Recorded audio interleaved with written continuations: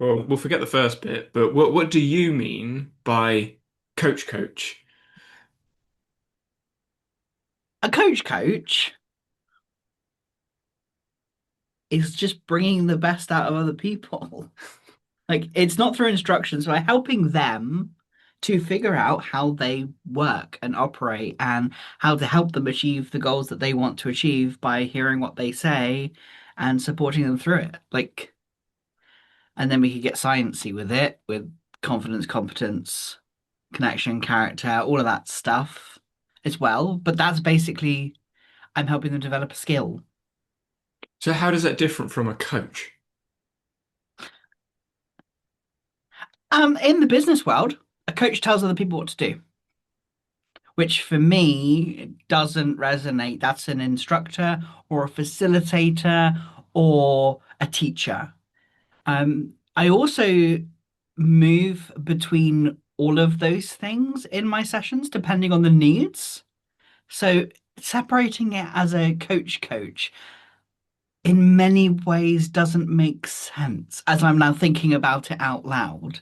Because if, for example, if I have a client who needs to actually do a thing and implement on some tech, I'm going to teach them how to do that.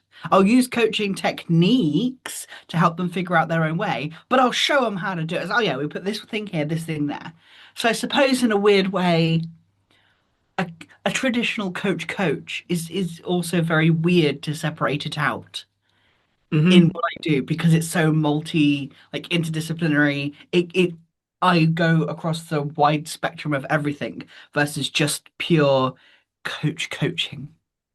I should clarify here because I recognize some people outside of the English culture don't understand the difference between coach and coach because I've mentioned, oh, you're going to go out or out, and they don't really grasp the difference. Going out could be going to the pub. Going out is often going to a club or a nightclub or something similar. So a coach and a coach are different. Saying the same word twice actually changes what the word means. I love how stupid that is, but it's true. So if you want to completely change the meaning of a word, just say it twice. Christ, how dumb is that? Yep, it's I brilliant. love That's why English is such an easy language to learn.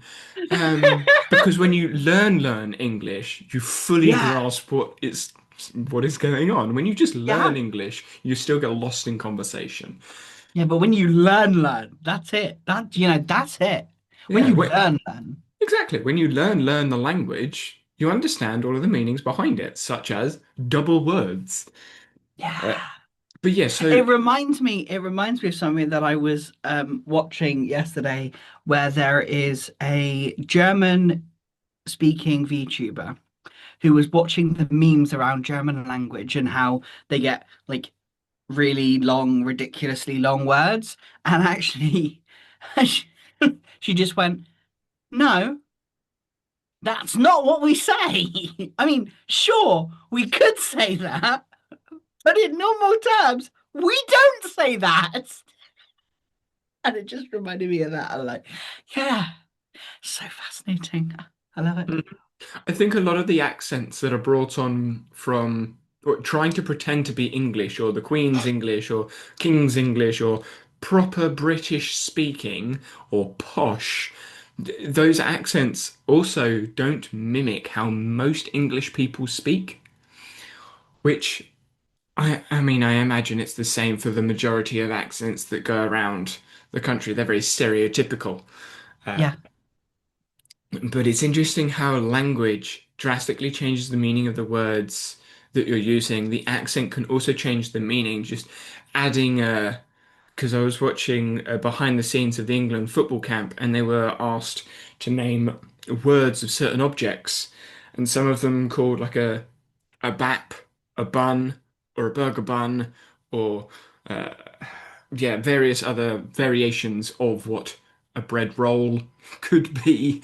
Um, and the different areas of the UK had different words, but some areas had the same words, but it was pronounced slightly differently, pronounced or pronounced slightly differently. And Tomato, tomato.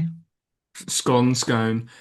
So the interesting point for me, I think we'd mentioned this like a few months ago with language, is as an educator, what words do we use? What tone do we use? What behavior do we Mm, use with those words to change the meaning of the words that we're using? Because when we objectively look at coaching, not that it can be done very well, but when we objectively look at coaching, oftentimes the quantitative assessments look at the words used or the behaviors used, but it's very difficult to objectively measure how you put those together and how that transfers over to meaning. Punch it hard, punch it really hard, punch it really hard. Like, I'm talking about boxing here, but just emphasis on some of those words changes the meaning of the sentence. And so when you look at the qualitative data, oh yeah, but all these coaches said the same thing. Yeah, but one coach emphasized punch when they said that mm, sentence. So it changed what the person, the student did. They punched harder. They didn't focus on it, and they didn't just punch it a little bit harder because they didn't really because the student wasn't sure. They just really went for it. And so all of these things as educators, I think, are the nuances and the potential overthinking that people say that we do, but it's not mentioned in coach education or coach development. It's not encouraged and discussed. And I had this conversation with a coach the other day, sports coach the other day. I use, actually, before I go there, the way I differentiate between professions is I use coach as an assumption for sport. I use teacher as an assumption for school education, and then I say business coach if it's in business. So I add the context. If it's a life coach, I'll add life coach. But when I'm talking about the profession in general, I prefer to use educator because I see coaching, business coaching, life coaching, teaching all as education, and they are professional educators. I so don't what think happens, like, for that's my example, use of the language. It's not right or wrong. It's just, yeah, yeah, carry on. I'm really intrigued. So what happens in situations? So for example, with my work, like I start that a lot of it would be business. But what happens when there's a because for me, business is not like one thing. You can't categorize it as a business because the business and life they interact with each other. They are together. They are integrated.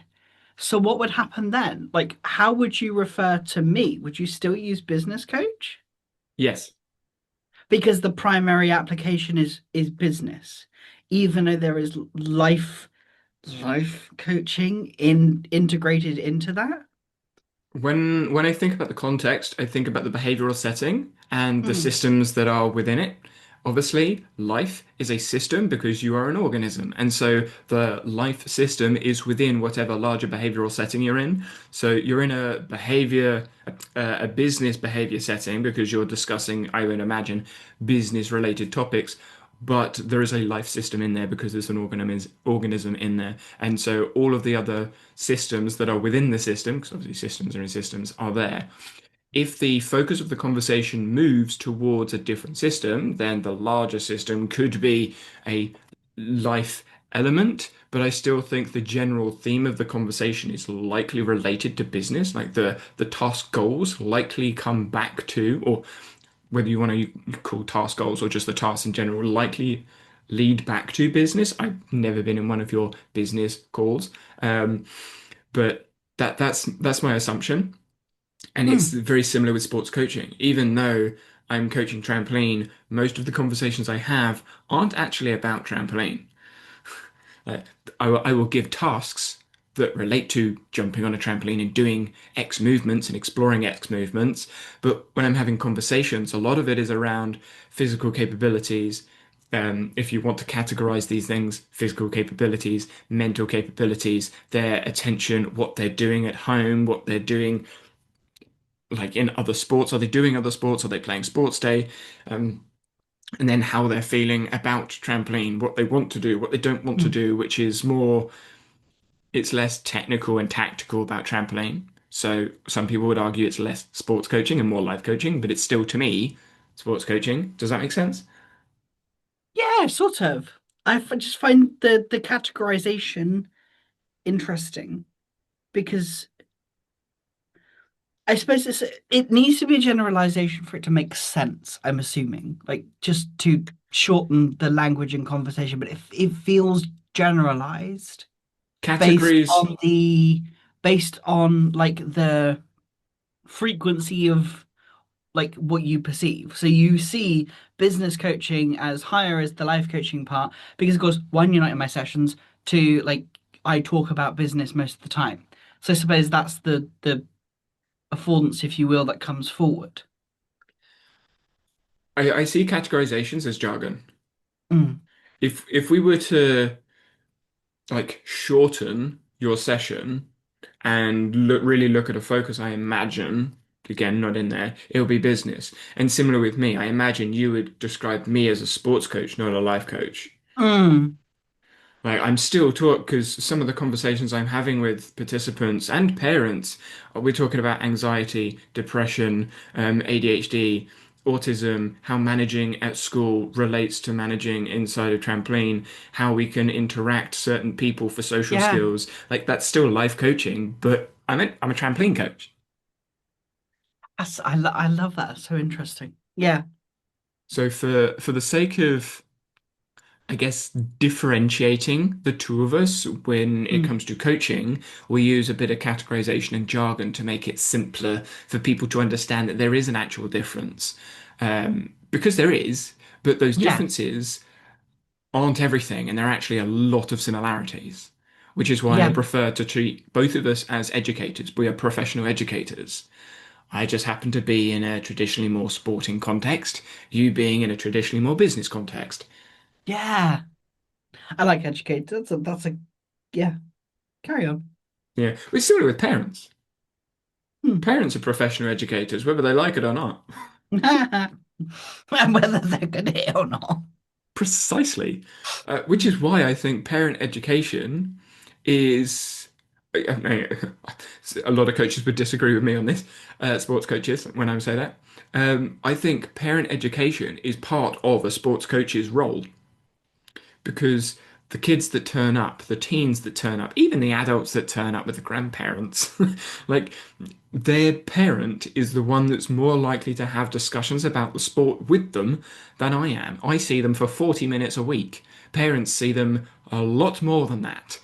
And I can work with maybe one child for 5, 10 minutes in a session, whereas the parent can be there most of the time.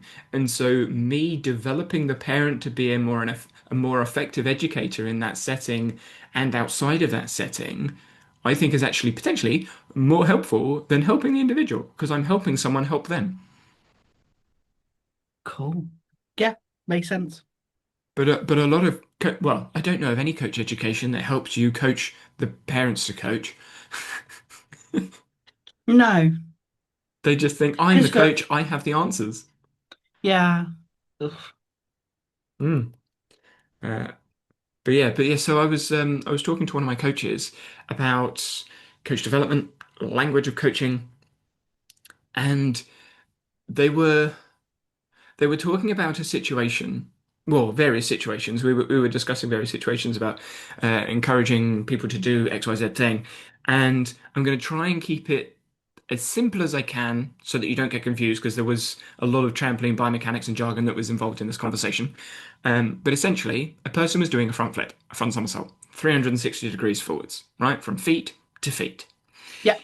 and the coach said that they needed to go up, i.e., they needed to jump higher to do the flip because they were too slow, right? So they tried to do a flip feet to feet, but they landed sort of on their heels and then went back to their bum, right? So they didn't go all the way around. They did like 340 degrees instead of 360. And the coach said, you need to go up. And that's not wrong. You could go up, and that could solve the problem. But you could also go faster, and that would also solve the problem.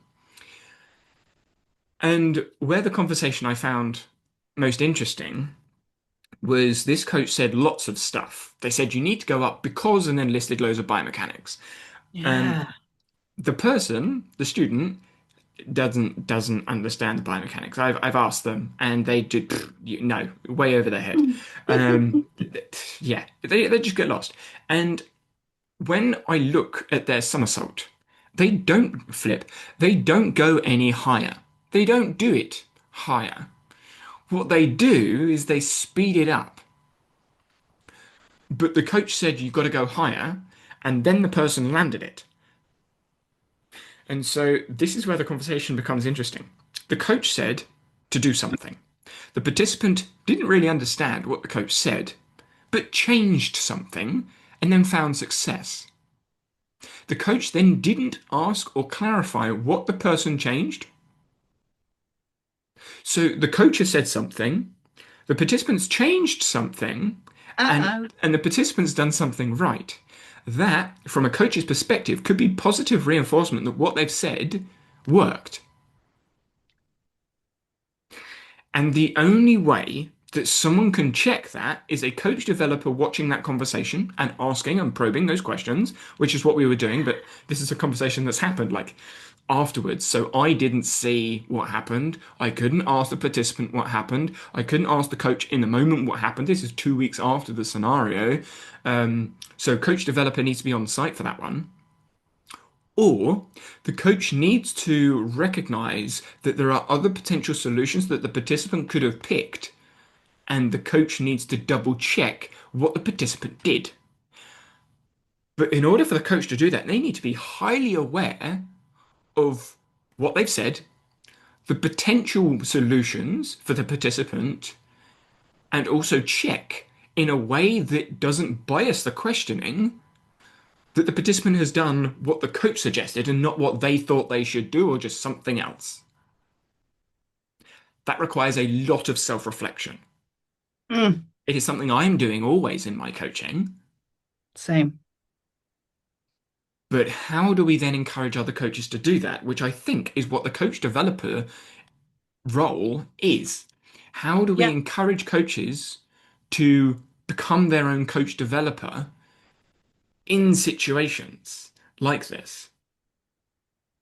Mm. Yeah. That is hard. What are your Because then thoughts? even as a coach developer, how do you know that the coach is actually thinking about that as they're doing it? They need to be aware of what the coach is aware of what they're aware of. It's so many meta layers deep of like, so how are you thinking about that? Like I was thinking about this recently with one of my coaching sessions that I had with someone. I was like, what was I doing? Why did I ask these questions?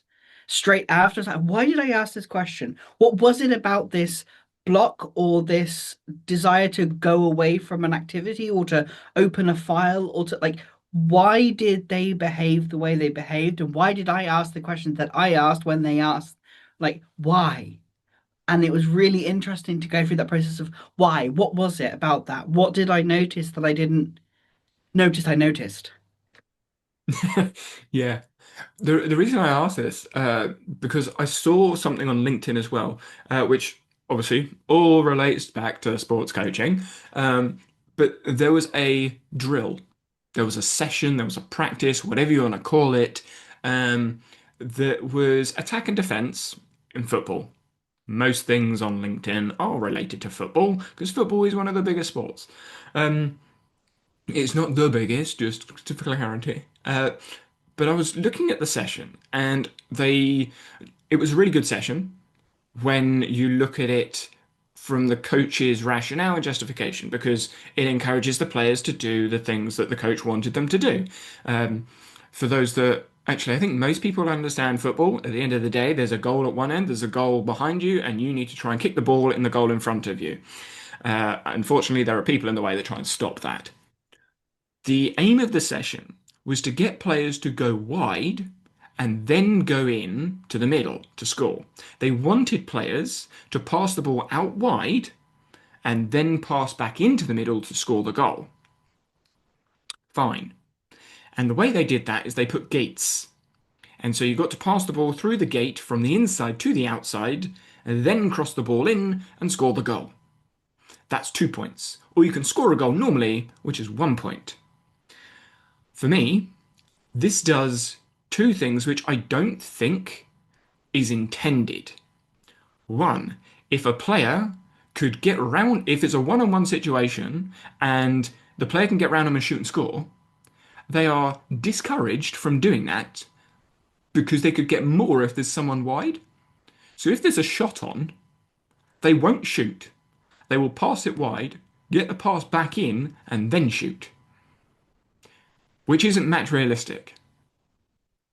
That's one thing that I saw in the session. I thought, I'm not sure I like that. So that as a coach developer, I would want to ask the coach, do you want that? If you saw that, what would you do? If you saw someone running through on goal, there's two people running through on goal, and instead of shooting in the open space and a clean goal, they risk it, pass wide to pass back in to then shoot at a harder angle, having given defenders more time to get back, and then they score. Which one do you celebrate? Do you celebrate the first one where they got less points, but they took the most sensible option in a realistic game?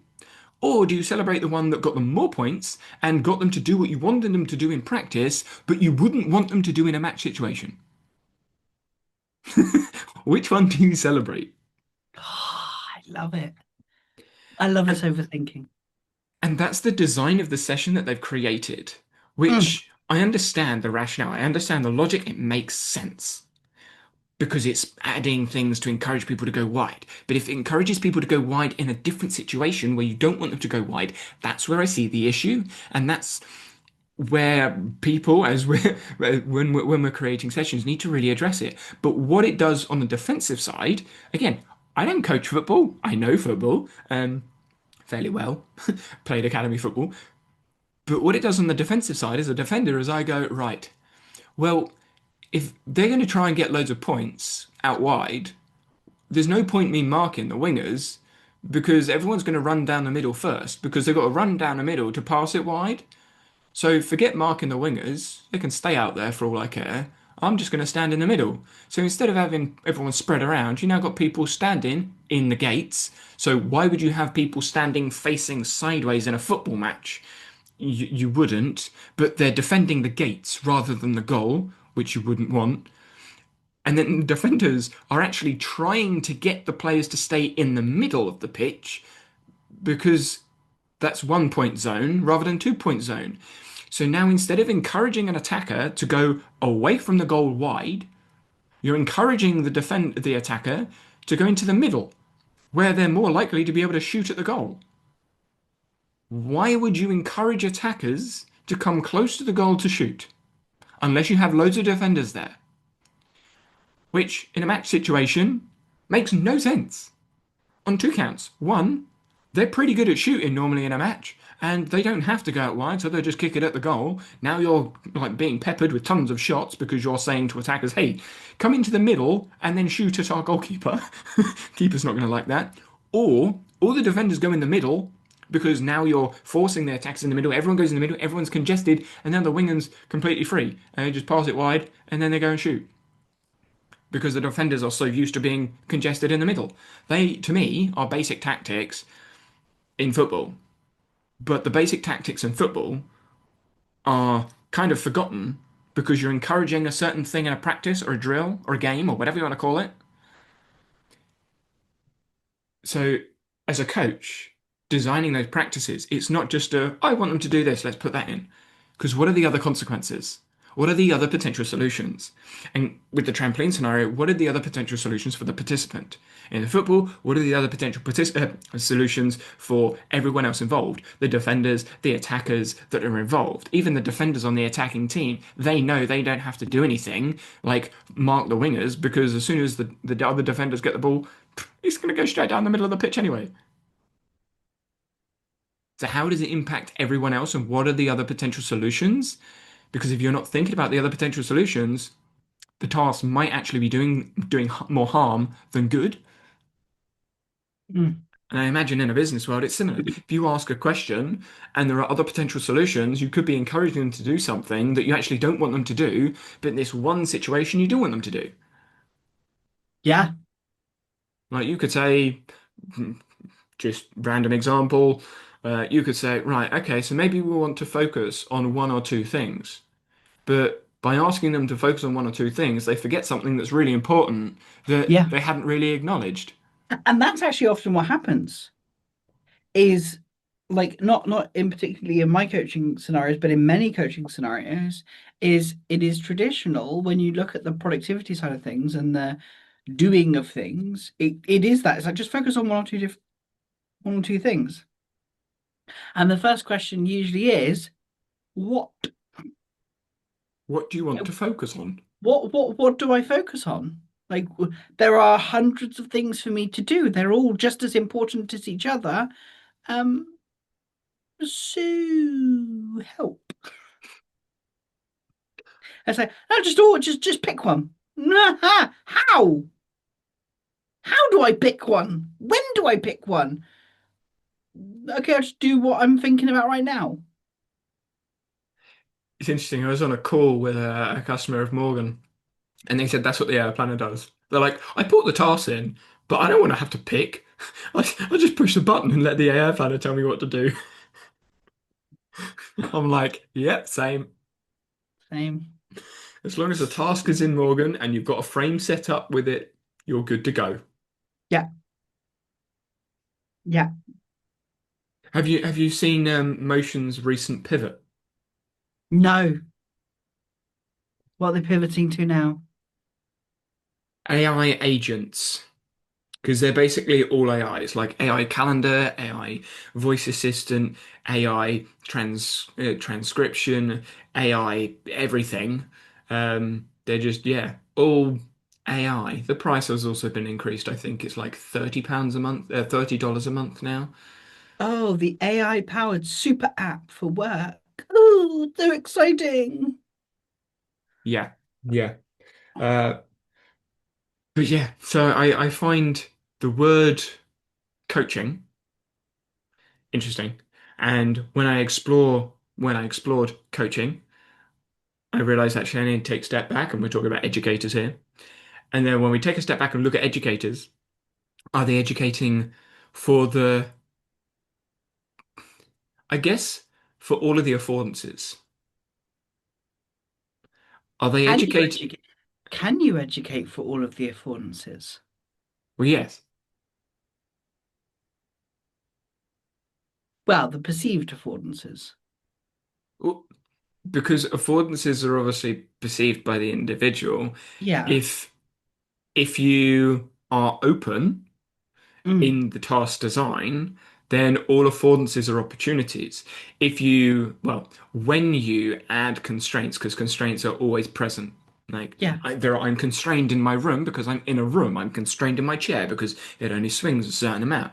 Um, but as an educator, when you add constraints, if you're adding constraints to remove affordances, it's the removed affordances that I think are the ones that we need to pay attention, or we don't necessarily need to pay attention to more, but we need to have an understanding or rationale as to why we're removing those affordances. And I guess that becomes the question. Again, just to re-emphasize, I am figuring this out, saying it out loud as I'm going. It Mm. might sound like I know what I'm talking about. I don't. I'm talking out of my mouth. You thought I was going to say something else then, didn't you? You're talking out of your mouth. I like that. I'm talking out of my mouth, but also out of my ass because I don't know. See that I have to PG my sayings. Why? Sports coaching, I work with like 7 year Oh yeah, olds. that's true. That's true. Yeah, so I'm talking out of my mouth. Um, and the kids look at me like, well, yeah, duh. And the parents look at me like, oh, I see what you mean.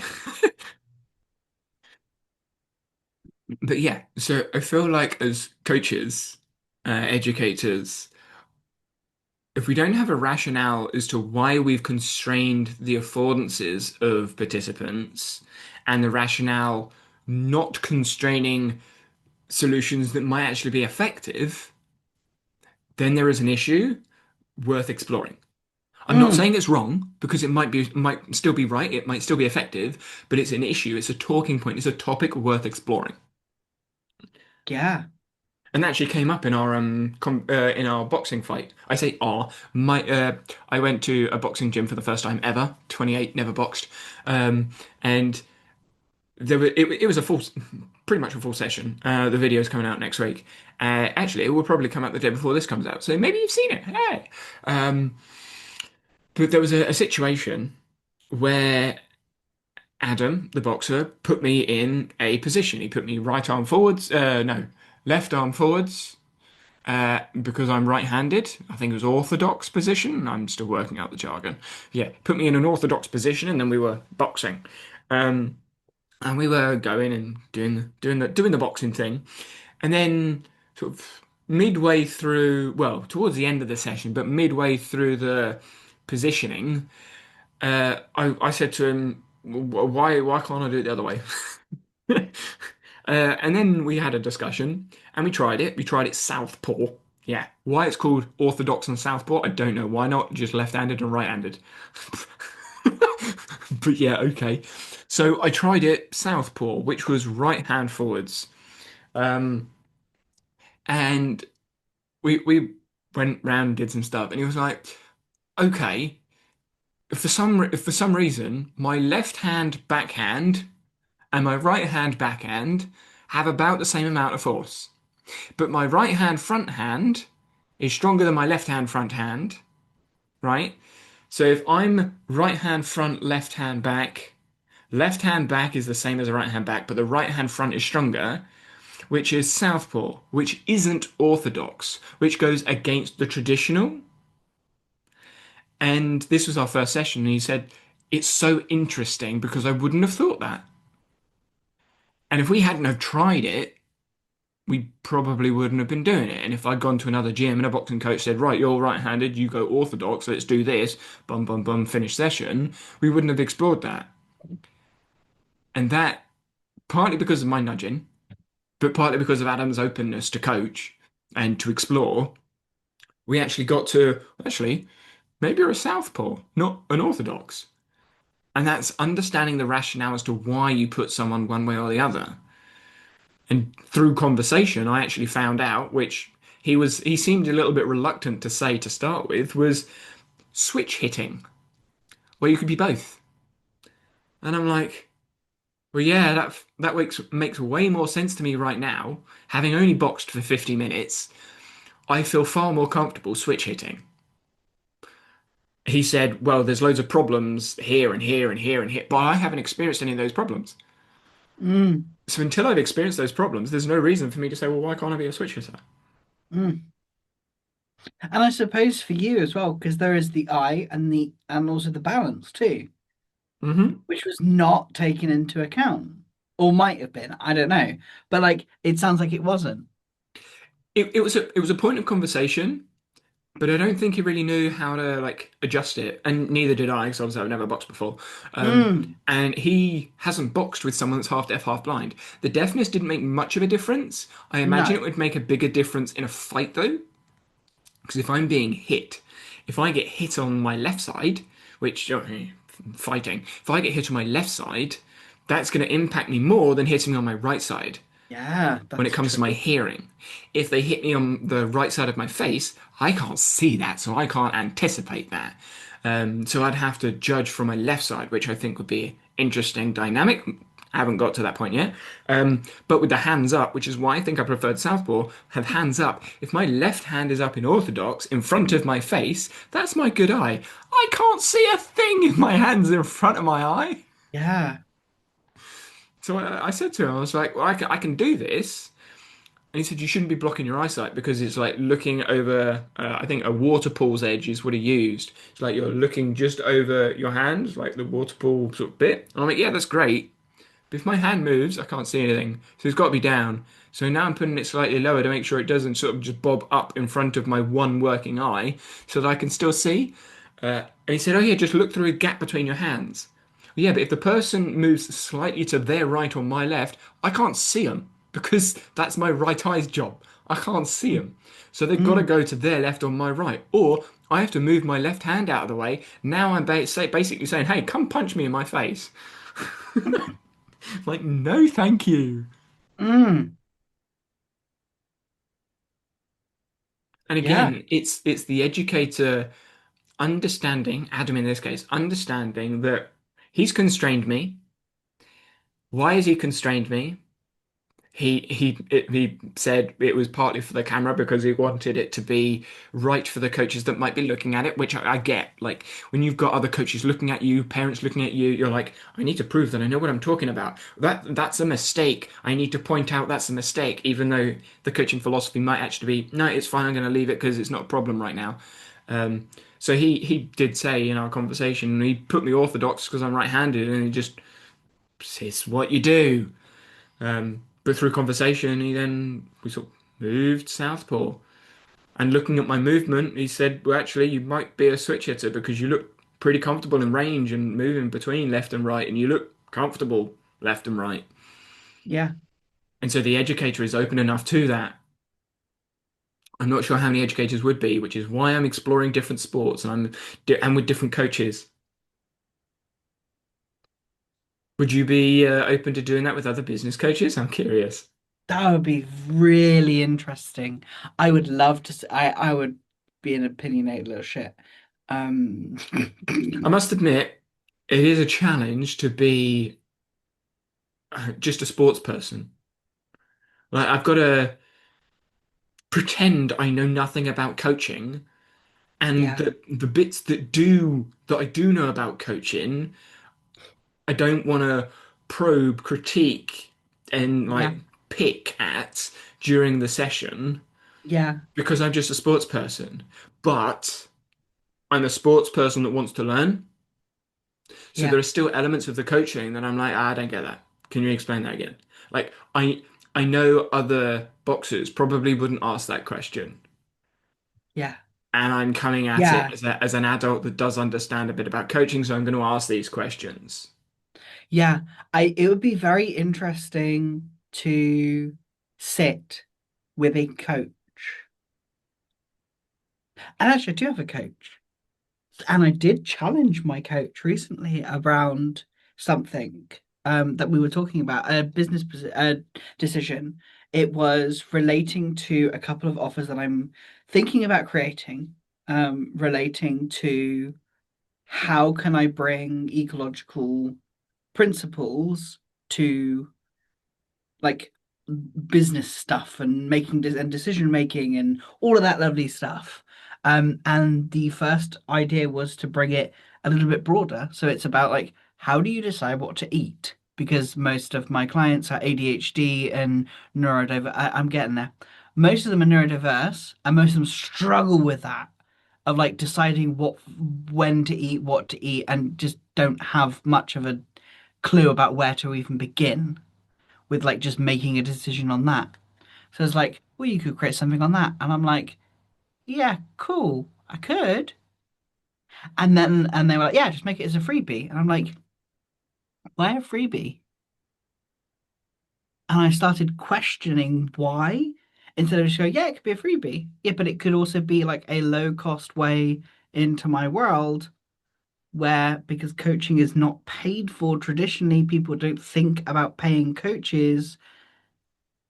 They're already paying me. If it's a freebie, people will sign up and probably won't do anything with it. I know from my own behavior, I don't. But if I've paid even a little bit of money for something, I'll be like, oh yeah, I'm going to try this. I'm going to at least do this one time, to see how it fits and how it feels and what works and what doesn't and blah blah blah blah blah. Yeah, And then I my was like, and so I was like, well, why? Like, what? Why did you say make it free? Because I was like, I mean, it can be free, sure. Why, though? Why? What reason behind did you say it should be free? Because it could be a $7 thing, which or a £7 thing. what was their answer? I don't fully remember what they said, but it was like, well, I don't know. In the end, they came to, I don't know why. Like, actually, when I think about it, it could be a low cost paid thing because it will grow your list and bring in a small amount of, like, it does multiple things at the same time. And I'm like, yeah, that's what I was thinking because it could do multiple things. And I think they passed it back to me. Why could it be? Why? And they were asking me the same question. I was like, well, the way I see it is one, it's a small, tiny, weeny amount of money so that it brings in that behavior of like paying me to help them solve a thing, which is exactly what I want. I want to bring people into my world and to coach people. And my coaching is higher cost. It relatively higher cost. And so it gets people into my world, and also they're paying me for it to help solve something, to help figure something out for them, or to help them think differently, because obviously it's hard to sell what I do, but I have figured out some way of doing that, coming to there in a minute. And two, I'm growing my list whilst also making money because people will sign up, they'll join, they'll subscribe, they'll be part of my list. My list will grow, which means in the end result is I can launch my tabletop role playing offer with a larger list, bigger list of people who have already paid me a tiny amount of money might be willing to pay more to help them, especially if I actually help them with a problem that is so getting in their way. Um, And it's like following that frame, and they're like, yeah, that's actually a good point. Why not? And I'm like, cool. And I said, because I can set it up easily too. It doesn't take me much effort to create a paid product. It's the price of a coffee, basically, to look at a problem that they may face every single day. Why not? My my reaction was to the um, broaden it out. Broadening ecological psychology, I think, shows the lack of understanding from your coach about the topic. Hmm. Um, but it also, I thi- to me, it undermines the usefulness of the conversation Mm. at that point. Because if Yeah. she's or he's or they's saying um, It was broaden, interesting because actually during that conversation, it's like, well, no, because I was summarizing it as perception, intention, and action, which is really perception and action. That's what it is. But intention is split out and specified because often people don't realize why they're doing what they're doing. Like it's not something they're thinking about. They just do the thing because they should do the thing, versus what do you actually want to achieve. So I pull that out a little bit when I'm coaching someone, or using it as a do you document where use I'm not perception and like, action then? yeah. Oh, I'm well, I curious. don't specifically use that language, but when I'm thinking about it, I'm thinking perception, intention, and action. Like I am just talking about what do you see? Like, what do you see? What do you want to do? What do you want to do? What are you doing? Right. That's what I usually use, but I'm using PIN because it's a framework and people love frameworks. Yeah. Yeah. Um, And at the beginning of the conversation, it's like, no, you need to separate it out. Like you need to separate, you need to do something for perception, you do something for intention, you need to do something for action. And I'm sat there going, no, because that's never going to work. It is dividing the entire dam. And I'm like, yeah, the risk of that is then we're not doing ecological psychology because perception that's not possible. We cannot separate it because it is connected. It is coupled. There is no perception without action. There is no action without perception. That's not how that works. And as we were talking through the conversations, she went, and actually, when you think about it like this, if this is a small paid offer, then it makes sense to do all three together. And I'm like, I was going to do all three together anyway, which is why I'm going to charge for it because it makes sense to charge for it because this is a thing that people can use over and over again. That's why I asked you about whether you use perception and action, because this is something I've seen online a lot with those that talk about the CLA. They talk about perception and action being coupled, but they talk Mhm. about the perception bit and then the action bit, and then they say, yeah, these are coupled. I'm like, but you've just separated the two in conversation and said they're both the same, like they're both together. Why are we, why are we using two different words and then saying, hey, yeah, yeah, yeah, they're coupled? Why not talk about perception? And perceiving. Yeah. Yes. And Yeah, which is exactly where I'm going with it. Like that's yeah. what, and I'm building it as an audio thing because then they can have it in their ears and they're in the kitchen while they're doing it or Mm. wherever their food is. I'm talking about perception, and then Because what are the things you want to do with it? I often don't use perception and action at all unless I'm talking about the science behind it. Yeah. I'll use behavior. Yes. That's pretty much what I'm doing. Yeah, because behavior is. perception and action coupled. It is the two things together. It's Yeah. movement, it's action. Yeah. And so whenever I say movement or behavior or what they did, I'm referring to perception action coupling. I'm just not saying perception action coupling. Yeah. Same. I don't I use it as far as a marketable term and when we're talking here. Otherwise, I don't bother. Yeah. I think the way that I dig a little bit deeper when I'm working with people is I don't use perception or action. I ask it like education of attention and education of intention. Like I won't use those terms, but Mm. they're the questions that I'm leading to. Like, what are you paying attention to? What did you think of Yeah. that? How did that feel? What were you trying to Yeah. do? What's the aim here? Yes. Yes. Like Yes. education of attention and intention. Like, Yeah. okay, you were thinking about this and you got there. Yeah. Is that the right direction? Yes, Does good, that keep going. does that feel right to you? Like, what about this thing? Is there anything that bothers you? What about this? Like, how you feeling about that? Like, what? Like, blah, blah, blah, blah. When I recorded, so I recorded one of my sessions that I was coaching trampoline with, and the idea, the intention of the recording was to review the coaching. I hardly spoke. I had a mic on. I hardly spoke. The times where I did talk were very small, short questions to confirm I understood from watching what the person's intentions and attentions were, and then let them carry on.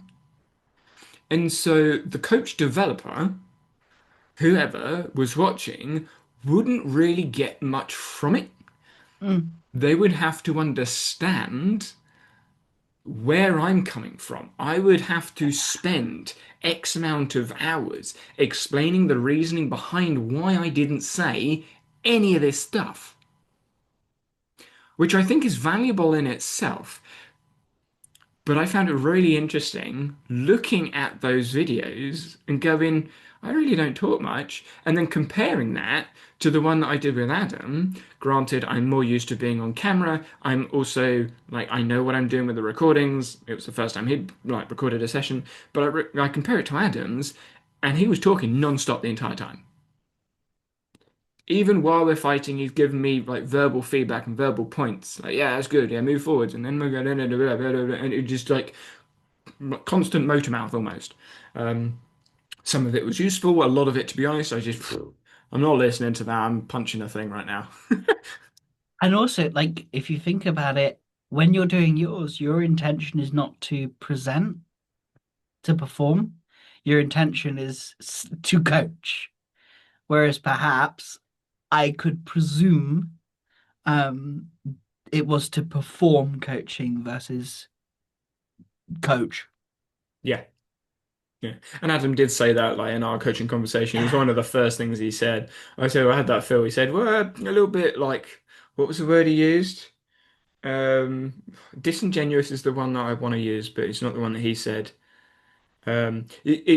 It didn't feel like him. He felt like he was performing for the camera, and then towards Yeah. the end, he got into coaching a bit.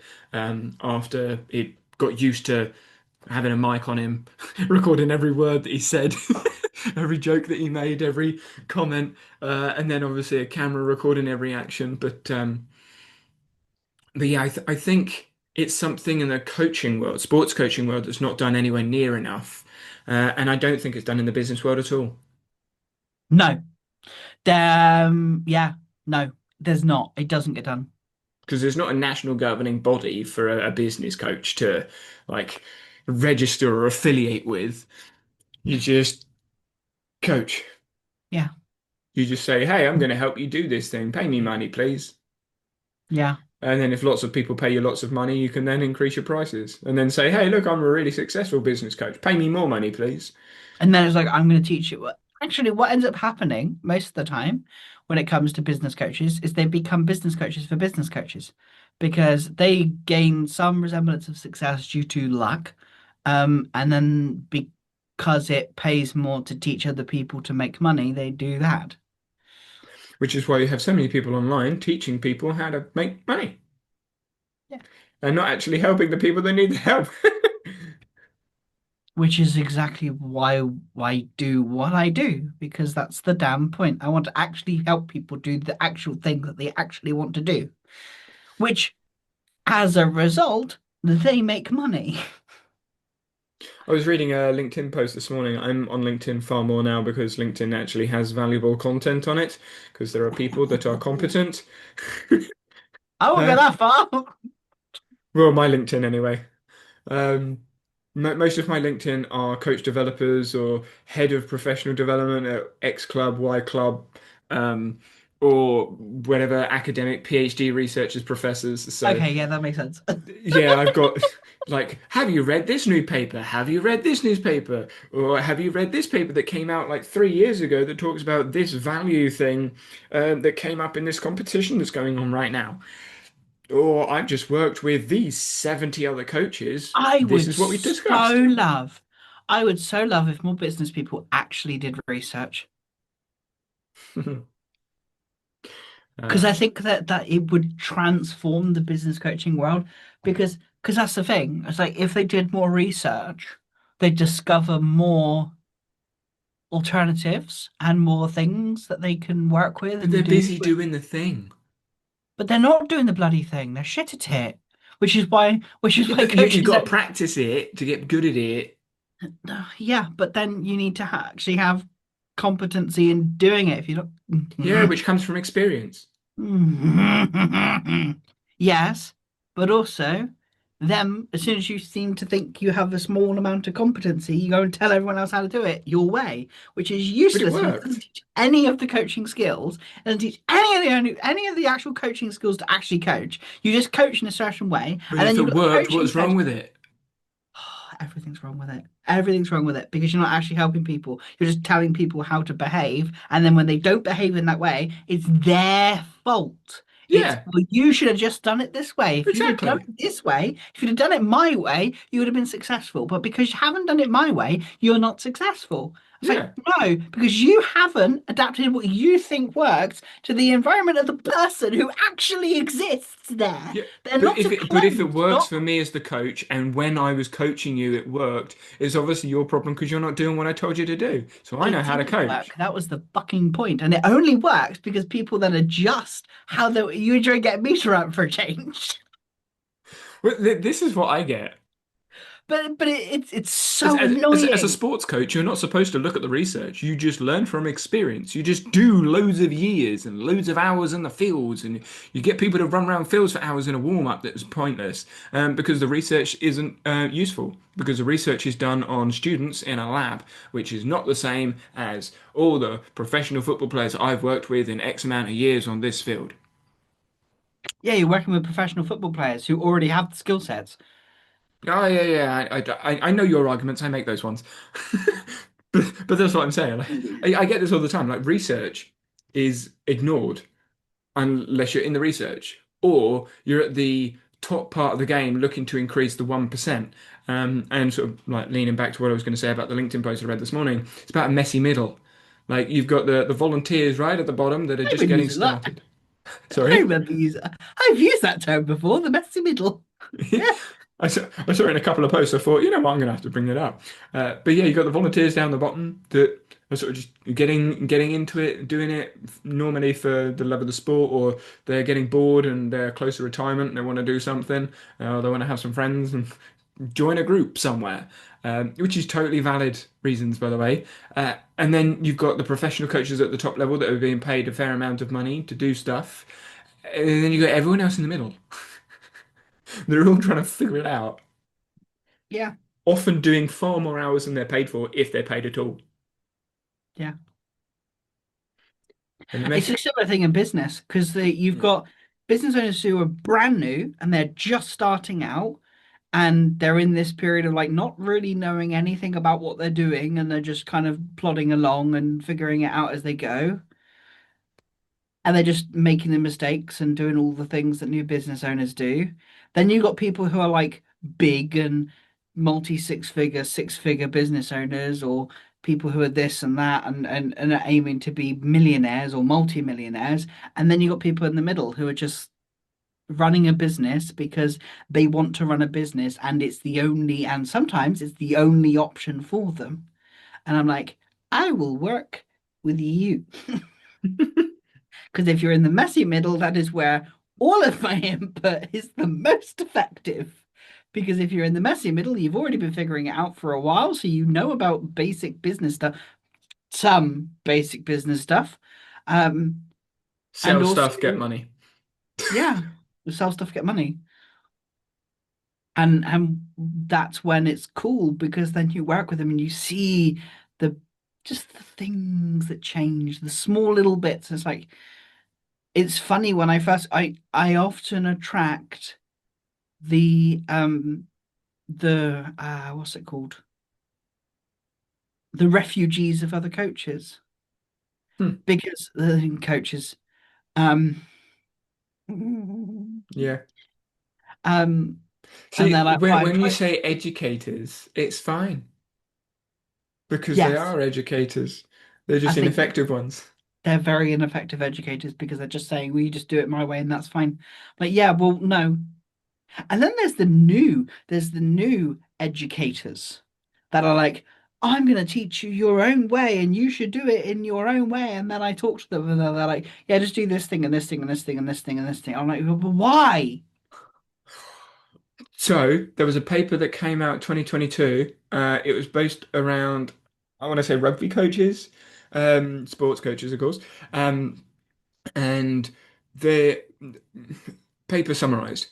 They asked coaches what their coaching philosophy was. They said loads of things. They then looked at the coaches during training and assessed what they did. They then looked at coaches in competition and assessed what the coaches did. And then they said, okay, no, then they asked, okay, does the philosophy that they said match the behaviors in training and match the behaviors in competition? The Hmm. answer was no. And what's most interesting is when they asked the coaches if their philosophy matched their behaviors in the competition and training, they said yes. So they thought they were coaching the way that they said, but they weren't. And they didn't recognize it. And you're like, right, that's a big problem. That is a big problem. You are talking and saying stuff, but you're not doing what you're saying. That is hypocritical. Yeah, Behavioral integrity is what we spoke about like ages ago, my philosophy of practice. Have behavioral yeah, integrity. Do you actually assess whether you are being consistent with your philosophy? If you're yeah, not, change it. Change your philosophy or change your behavior. yeah, If you want to say you're person-centered and then you don't play them because your team's going to lose, massive question marks. wait, what? Yeah, there were person-centered, player-centered coaches working with youth development in sport. And when it got to a competition, some players weren't played because they weren't good enough to win the team the match. They wanted to win the match. But they were player centered because they were helping the team develop because the team were winning No, the match. no, they were helping the players who were quote unquote good enough to win the fucking, oh, that makes Yeah. me same thing in business. But there's so many conversations in business. Like, oh, why don't people just get on with it? Why don't people do the thing? You know, why do you like, if why do people have to ask so many questions about this? Why don't they just follow the flow and follow the methodology and follow the thing and just do it? Like it's so people overthink so much. I'm like, yes, because they don't understand what you're talking about. They don't understand the philosophy behind why you do the thing that you do. So tell them and then You let them like they find can and follow ask they them can follow step by questions. step, but when the step isn't in life, like, oh, I don't have a larder like in my house. So how am I meant to go to a larder if I don't have a larder? You can't. So the steps have changed. So now what do you do? Go up the stairs. Well, I don't have any stairs. I live on, I live on a one floor flat. Like, oh, we'll figure it out. Well, they're the tools you're meant to give me, aren't they? Yeah, Yeah. yeah, But yeah, as So I'm watching a program at the moment about oil. It's called Landman. Don't know whether you've seen it. It's on Paramount Plus. Quite good. They talk about the oil industry, and they say, yeah, you can be on your moral high ground and all the rest of it about oil, but until the world changes and we don't need oil to function, it's still going to be a thing. Like, if as much as we don't like oil, as much as oil is destroying the planet, as much as we should stop it right now, if we don't, the world crashes. The world burns because most of the world is built on oil. So we need to change the systems that we're currently working with so that we don't need it. And it's similar with the coaching. And until the people stop going to coaches and paying coaches to get solutions that don't work and then paying a different coach for the same sorts of solutions, coaches will still do it. If there's no reason to change, why would they change? Take your coaching And perspective. Yep. the funny thing is that with what I do as an effective coach, with the reflective practices, I could very easily teach other coaches reflective practices. But then, can you teach reflective practice? Yes. I'll fucking do it as another man. Because your question there is, can you teach a skill? Well, yes, of course I can. So of course you can teach reflective practice because reflective practice is a skill. Yeah. It's just Basically, you like need to overthink. no, But I the think that's accurate. Like being minutely flippant with it. But the traditional, like, if you overthink and think about what you're doing and saying, just if you just a little bit more. if you add a line in the sand on an amount of thinking that people might traditionally do, then yes, you could say you need to overthink because they aren't thinking as much. But that is, as you say, very flippant because I imagine they are thinking a lot, but their attention might not necessarily be as focused to an intention that is effective, which is where the guidance of reflective practice can be made more effective with a coach that is more effective in that situation in coaching those skills. Like I wouldn't ask a boxing coach to teach a double back somersault on a trampoline because they don't have the expertise to teach it.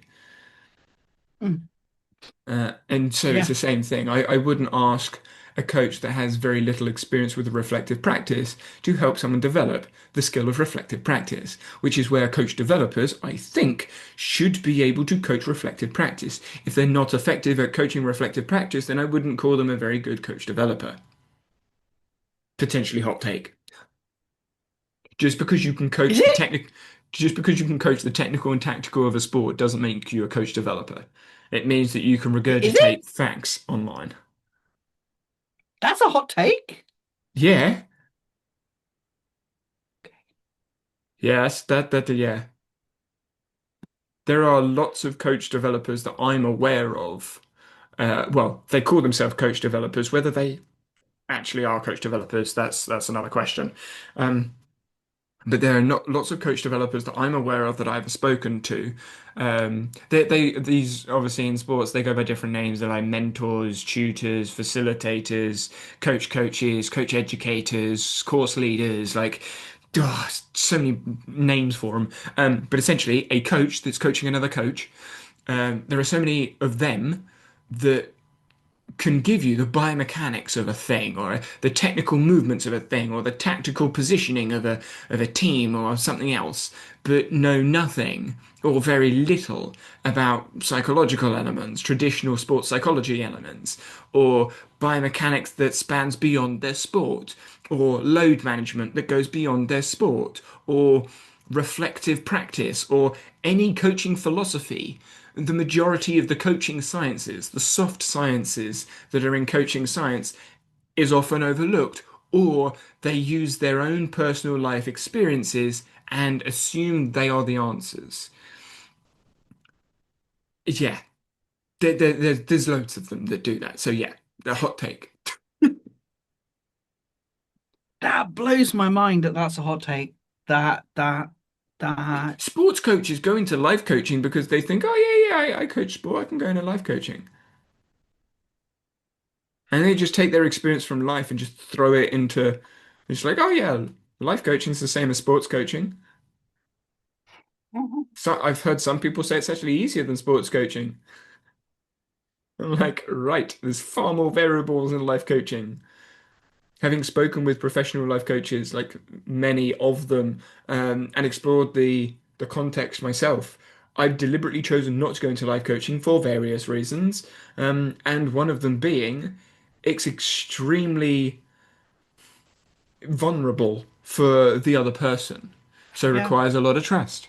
And the amount of work, like personal work, the coach has to put in to develop and build the trust with the client for them to be open and vulnerable enough takes a toll. And it's a toll that I don't want to have to give. That's why yeah. I don't want a life coach. It's not just oh yeah, do these steps and these things and then you can help that person. No, it's emotionally challenging. I don't know whether you saw the Mr. Beast video where the fitness coach died. Have you seen I started watching that. I had to turn it off. I couldn't watch anymore. like Like the that was for those that haven't seen it, a guy was put in a circle to lose weight and then they get loads of money. Mr. Beast video. But they were given a fitness coach. And during I think it was a year they had to be in a circle, but during the time, the fitness coach died. They passed away. And it just shows that the fitness coach wasn't just a fitness coach, because they were also helping the person with life skills. And the vulnerability that goes into that relationship is strong. It's hard. It is a friendship. It's a big friendship. The coach-athlete relationship is extremely strong in sports. So inside of fitness, it's the same because fitness is borderline life because it's health rather than competitive sport, which is where I think I sit more because I'm not coaching competitive sport. So I am engaged with everyone that I coach. And if something happens, I want to know what something happened when something happens. And so life coaching is just a step up from that because it's not, oh, 80 kids you see um, once a week. I say 80 kids, there's like 50 kids and 30 adults, but it's 80 people. If I was to do that more intense with 5 or 10 clients, it's hard work. It's like having like 5 relationships. So it's a lot of work, which I don't want to have to deal with. And I don't think many coaches recognize that toll from my no. experience. I could be wrong, and I probably am wrong for some coaches out there. Yeah, but the broad strokes are not the case. Mm, Unfortunately, yeah. So yeah, but coach development, difficult. yeah. Anything else you want to add? Any stories you want to tell from your days? You've had more days than me. What? Oh, shut up, you. Oh. Only a couple more days. Yeah, not that many more days. Thank you. Thank It's you in the very much. thousands. All right, shut up.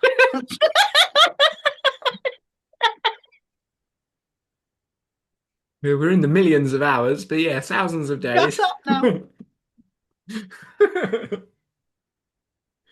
Okay. Don't think about that. Don't think about that. I'm not thinking about it. I'm saying that. Shush. Right. I'll speak to you all next week.